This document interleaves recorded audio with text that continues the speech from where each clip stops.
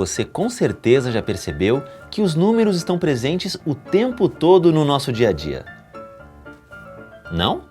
Às vezes, eles estão bem aparentes, como quando a gente precisa ligar para alguém, preencher uma senha, pegar um ônibus.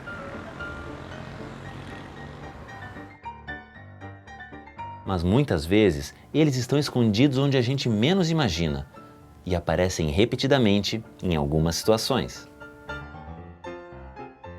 Muitos desses números que aparecem assim a toda hora na nossa vida são números naturais. Isso quer dizer que são números inteiros, nulo ou positivos. Aqui representado como conjunto N. O conjunto dos naturais está contido no conjunto dos números inteiros, que inclui os números negativos.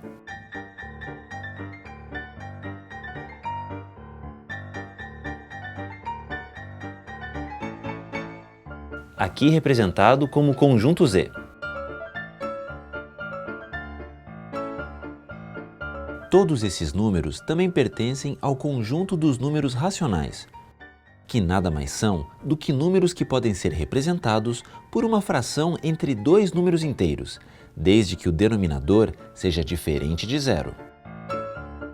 Mas existe ainda um conjunto de números que não está contido em nenhum desses conjuntos, o dos números irracionais, representado aqui pelo conjunto I.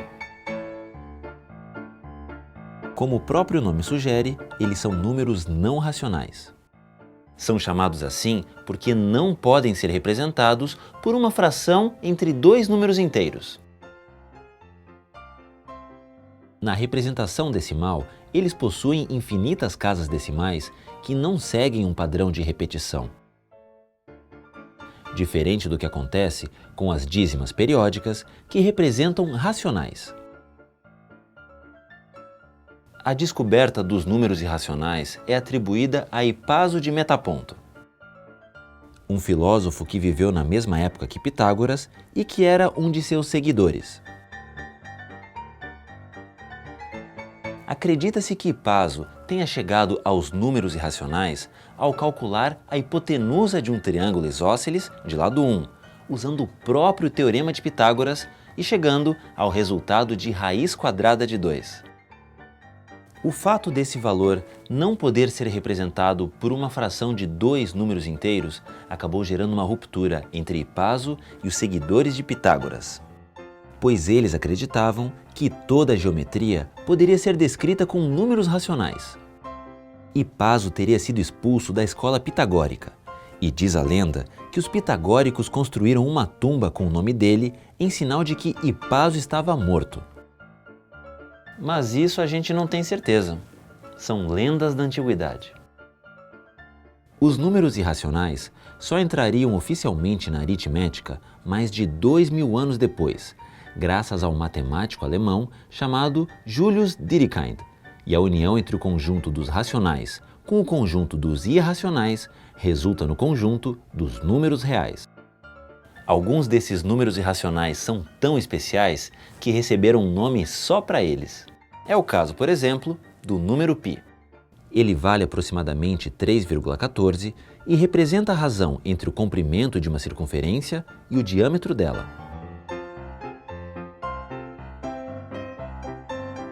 Esse número é muito usado em engenharia ou para calcular rotas de viagens interplanetárias, por exemplo.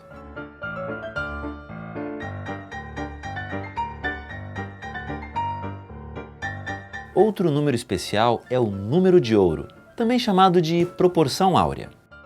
O número de ouro é representado pela letra grega φ, em homenagem ao escultor Fidéas, e tem um valor aproximado de 1,618.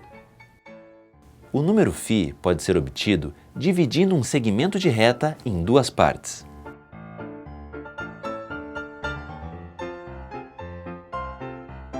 De forma que a razão entre cada uma das partes é igual à razão entre a soma das duas partes e a parte maior.